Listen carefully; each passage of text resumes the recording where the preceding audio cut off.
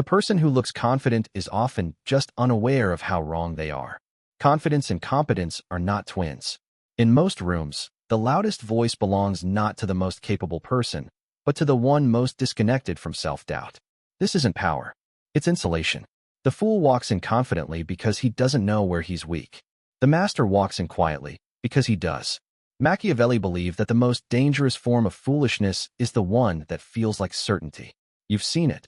The man who interrupts to prove he belongs. The leader who speaks before thinking to avoid feeling the discomfort of pause. The louder they speak, the less they're listening. The faster they move, the more they fear stillness. It's not strategy. It's escape. I once watched a junior executive dismiss a senior's caution during a meeting, not rudely, but carelessly, as if being certain was more valuable than being right. His tone was smooth, confident, unwavering, and wrong. It cost the company a quarter's worth of correction, but no one questioned him, because confidence, even fake, performs well. For a while, fools confuse confidence with projection. They raise their voice to fill silence. They over-explain to hide fear. They believe volume is gravity. But those who understand power, real power, know that influence isn't loud. It's deliberate, and it's often silent. Machiavelli would say, the truly dangerous man is not the loud one, but the quiet one who's watching. The fool believes being visible is strength. The master knows timing is strength. The difference is self-awareness. A fool performs strength to silence doubt. A master builds confidence by first studying his own weakness, thoroughly, brutally, in private. Because only the man who knows where he's exposed knows how to hold the room without performing. The strongest person isn't the one who speaks first, but the one who survives the pause. Silence is not a lack of response. It's the sharpest form of response. Most people rush to fill it, as if emptiness were an accusation. But Machiavelli taught that whoever controls the silence controls the frame. A man who can sit in it without fear makes others reveal themselves, not by force, but by leaving space they can't resist filling. In every negotiation, in every disagreement, there is a moment where silence becomes unbearable. Watch what happens then. The insecure speaker begins to explain, over-explain, confess. Not because you asked, but because you didn't. I once observed a boardroom negotiation. Two executives. One spoke quickly, selling the idea, anticipating objections, covering every angle. The other simply listened. No reaction. No shift in face. Only breath, eyes, stillness. After 2 minutes, the first man began adjusting his tone, then backtracking, then offering concessions that weren't requested. All because the silence began to feel like judgment, though no judgment was given. This is where fools lose ground. They assume silence is weakness. But it is the opposite. It is the moment the room reorients itself around the one who doesn't need to prove anything. Machiavelli wrote, the man who waits during a storm is not passive. He is studying the direction of the wind. Tension is information. When you interrupt it, you lose it. When you hold it, others show their cards. A confident fool fills silence because he fears what it might reveal about him. The strategist uses silence to reveal what others are hiding. Not by pressure, by presence. Confidence isn't in the stare. It's in the geometry of how you enter a room. A fool scans, searching for cues, approval, threat. A strategist pauses, not because he is unsure, but because he is aware that movement always signals motive, and stillness makes others uncertain. Machiavelli understood that dominance begins not with speech, but with the body's declaration, I do not seek permission to be here. The gaze, the shoulders, the posture, they are not decoration. They are architecture.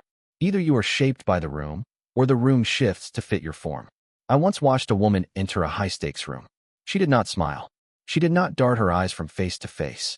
She looked once, directly, then allowed her eyes to rest, not to search, but to anchor. Her gaze didn't follow people. It established rhythm. She owned no title, but within 30 seconds, others adjusted their tone to match hers. Confidence lives in that pause, the moment between entering and engaging, when everyone else is already moving and you're still choosing where to look. A fool feels obligated to react. A strategist lets others reveal themselves first. The back of your body also speaks. How you turn, how you leave, how your steps align. They all communicate hierarchy. Not by force, by precision. If your exit feels rushed, so will your authority. If your shoulders collapse, so will your influence. Machiavelli would call this the language of visibility. Not showmanship, not performance. Presence. Not what you wear, but what you withhold. The gaze is a blueprint. And the one who moves with awareness doesn't need to claim space. He designs it. If you're always strong, you become predictable. If you appear weak, you start to see clearly. Fools chase strength as if it were linear. More voice, more dominance, more control. But confidence, Machiavelli teaches, is not escalation. It's adjustment. True influence is revealed not by how you hold power, but by when and how you choose to release it. There is a moment in every room when showing less creates more. When surrendering a point, hesitating deliberately, or allowing a minor loss opens the floor and reveals intent. The predator is most visible when prey believes he has stopped watching. I once watched a senior executive pause during a debate, lower his gaze, and say, "Maybe I got this one wrong." The tone was sincere. The body softened. The opponent leaned forward, emboldened, and in that moment, revealed everything, every motive, every blind spot, every hidden resentment. The senior didn't correct him. He just listened, and 3 weeks later, used that information to reorganize the entire structure with surgical precision.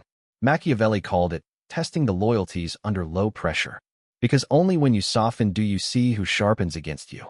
Appearing weaker is not submission. It's invitation. To speak. To underestimate. To expose. People reveal themselves when they feel superior. And the man who never allows others to feel that moment never truly sees what they're capable of. But the one who allows a controlled opening, a small retreat, a visible flaw, a misstep, watches how others move in. And then he knows, not who flatters him, but who waits for his back to turn. Confidence is not about proving your strength at all times. It's about being able to disappear from power temporarily, because you've already secured your return. A fool believes his words must land directly. Face to face. Loud. Assertive. Because he equates pressure with power. But Machiavelli teaches, the strongest words are not aimed at the person, they're aimed at the room. They aren't confrontational. They're atmospheric. You don't speak to people. You speak into the space they occupy. I once sat in a meeting where a leader said only one sentence. Not to anyone specific, and not in response to anything. He said it slowly, eyes forward, voice calm. The timeline will not move. He didn't ask. He didn't argue. He didn't smile. He simply placed the sentence into the center of the room and let it settle. No one replied. No one challenged. Because the sentence wasn't about tone. It was about placement. Machiavelli would say, the voice that isn't clinging to attention is the one that holds it longest. Confident speakers don't press. They plant. They don't rush to fill silence. They let it echo behind their words. And when they speak, the message lands not just in content, but in cadence, in air control, in what they don't need to explain. Their sentences end with silence, not punctuation. Their arguments don't peak. They anchor. People who try to sound powerful often speak at others. But those who are powerful speak beyond them, past their reactions, past their noise, into their assumptions. Even their voice direction is intentional. They don't stare into your eyes as if to dominate. They glance past you, as if your resistance is already irrelevant. Because true confidence doesn't force clarity. It assumes it, and leaves the room to catch up. The more sincerely someone reacts, the easier they are to control. Reactions are currency.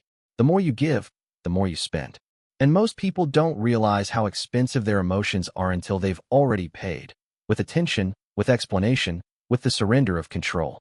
Machiavelli taught, the most dangerous person is not the one who explodes. It's the one whose inner state can't be read. The one who doesn't flinch when provoked. Who listens without affirming. Who processes without performing. Because when others can't interpret you, they overinterpret. And in that space of uncertainty, they reveal themselves. I once watched a woman speak with deliberate cruelty to a man in front of a crowd. He didn't smile, didn't blink, didn't defend. He let her words hang, unchallenged, unimpressed, unresolved. People turned toward him, waiting for a response. He gave none. Later, she apologized, not because he punished her, but because his lack of reaction exposed hers. This is power, when silence is not passivity, but strategy. Emotional self-control isn't numbness. It's targeting. It's knowing which reactions to withhold, and when, not to appear stoic, but to preserve clarity. The fool shows everything. His tone rises with tension. His body shifts when provoked. His sentences end in question marks. But the strategist leaves no trace. His reaction is delayed, if offered at all. His face doesn't match the energy in the room. His voice stays on a separate frequency. And in that distance, others begin to falter. People expect emotional symmetry. If they shout, you flinch. If they cry, you soften. If they accuse, you explain. But when you don't, when your expression doesn't mirror theirs, they lose rhythm. Machiavelli would say, if they cannot read your face, they cannot predict your next move. And what cannot be predicted controls everything else. The master doesn't fear being seen. He fears being seen entirely. Because power isn't built through concealment. It's built through selective visibility. Machiavelli taught that if you show just enough truth, people stop searching for the rest. That's how trust is manufactured, not through honesty, but through control over what you reveal and when. Fools either hide everything or reveal too much. They fear exposure, or they romanticize it. But confidence is not full transparency. It's the ability to show a strategic imperfection, one that appears spontaneous but is entirely rehearsed. I once watched a political advisor speak about his early failure. He spoke plainly, with detail, even smiled at the memory. It sounded vulnerable, real, but it wasn't unguarded.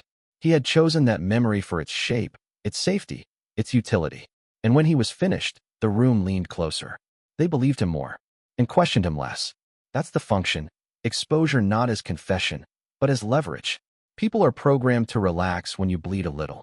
They confuse vulnerability with sincerity. But the strategist bleeds where he chooses. He offers pain that is finished, processed, no longer dangerous. Because it creates the illusion of depth and masks the walls that still hold. Machiavelli would say, give your enemy part of the truth so he underestimates the rest. And this applies not only in war, but in conversation, negotiation, seduction. The person who says, I've made mistakes, is often protected from being asked what they are. The one who admits weakness first sets the terms of what strength will look like. True confidence doesn't wear armor. It wears memory, and chooses which scars are allowed to show. Because the strongest position is not to hide everything. It's to reveal the right thing, and let it distract from everything else. Power makes no sound when it's fully formed. By the time it speaks, it's already shaped the space. Machiavelli didn't equate control with movement. He equated it with preparation. And once preparation is complete, stillness becomes the most effective move left. You've seen it. A room full of urgency, people speaking over one another, interrupting, proving, asserting.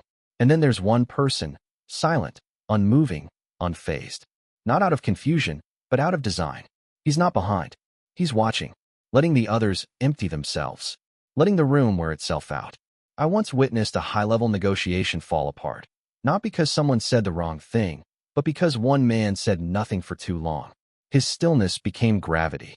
The other side overplayed, offered more than they intended, tried to provoke, joke, charm, pressure. But he sat, hands still, eyes steady, spine relaxed. And when he finally spoke, every word landed like stone, because silence had given them time to doubt themselves. And that doubt did the work for him. True confidence is not expressed in performance. It's expressed in rest. Stillness isn't emptiness. It's readiness. The body that doesn't flinch under tension has already calculated the room.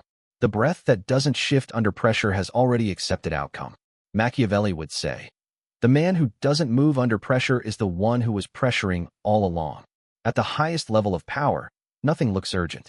Nothing looks aggressive. Nothing looks loud. Because when the structure is solid, it doesn't need to assert. It just waits, and others fold themselves around it.